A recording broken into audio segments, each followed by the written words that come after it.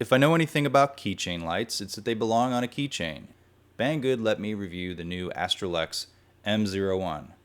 It's a tiny stainless steel keychain light that is rechargeable by micro USB, uses an even tinier 10180 or 10180 rechargeable lithium ion battery, and has 2 levels of brightness, neither of which, disappointingly, are strobe.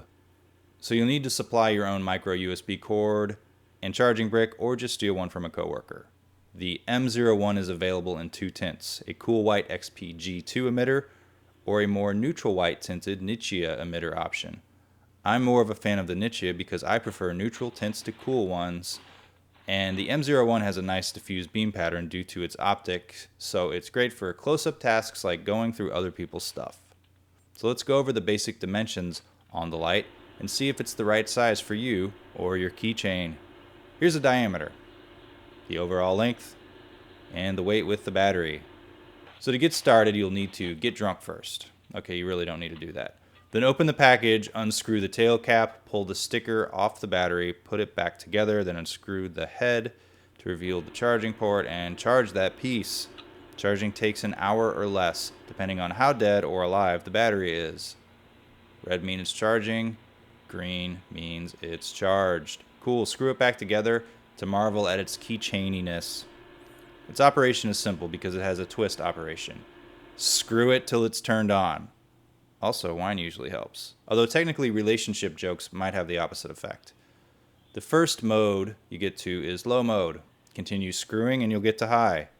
Then unscrew when you're done. Cool. Now how bright is this piece? You'll see Astrolux numbers and my estimations on screen for the XP, G2, and Nichia versions. First is low. Then you get high. Now the runtimes. First is low mode. Low gives you about 3 hours of serviceable low amounts of light and continues to run for another few hours. Recharge when it gets dim. Then is high mode, which starts out pretty high. Then dims significantly for about 20 minutes and continues to put out mostly usable light for about 40 minutes. Okay, how about a beam shot section? Next to a few tiny lights, many of which I've reviewed already on this channel. You'll see my estimations for the maximum output for each light, along with my camera settings. Let's do them in 2 segments, the Nichia and then the XPG2. First you get the Nichia versus the XPG2 M01. The Nichia is neutral, the XPG2 version of the M01 is cooler. The XPG2 puts out slightly more lumens. Then there's the CooYoo.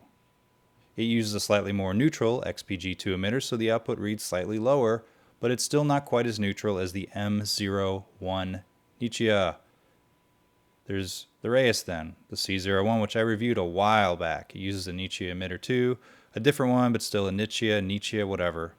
The BLF 348 I reviewed a while back has probably one of the finest neutral white tints you can get in a light, so call that a reference. And there's the Fenix LD15, which has a much narrower beam pattern than the rest of the lights. The M01 is much floodier due to its use of an optic. Then there's a Lumentop IYP365, which has a slightly warmer neutral tint. Look for that in an upcoming review. Now the XPG2 version. It's a cooler tint, and it's even cooler than the XPG2 CooYoo Quantum. Cooler tints in the same emitter type are usually slightly brighter in output, hence the numbers. Then there's the BLF 348 again.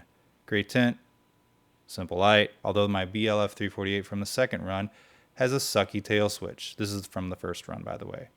Here it is against the Fenix LD15 again. Not much to say. And, well, there's a cool white M01 versus the Lumentop. Okay, so how about a few other opinions and possibly the most boring paragraph you've ever heard read aloud? First off, it's a keychain light. The operation is simple. I like the tall keychain hole in the back. I guess I had to say something. I found that you need to screw the light a bit more than you think to change modes. Like to get to low, you have to screw it quite a bit. The low mode tends to flicker until you get it lined up just right.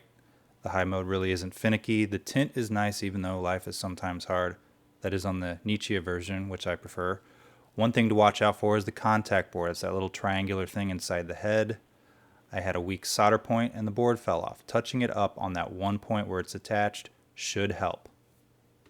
If you like boring keychain reviews, please subscribe to my channel because that's all I'm doing from now on.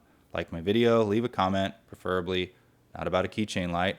Also, I've noticed something lately. Sometimes an email gets sent to me from YouTube about a comment on my video, and when I go to respond, I can either not respond or the comment is no longer there. So if you really have a question, a serious question, you think I've rudely ignored send me a private message or an email, looking at my channel details.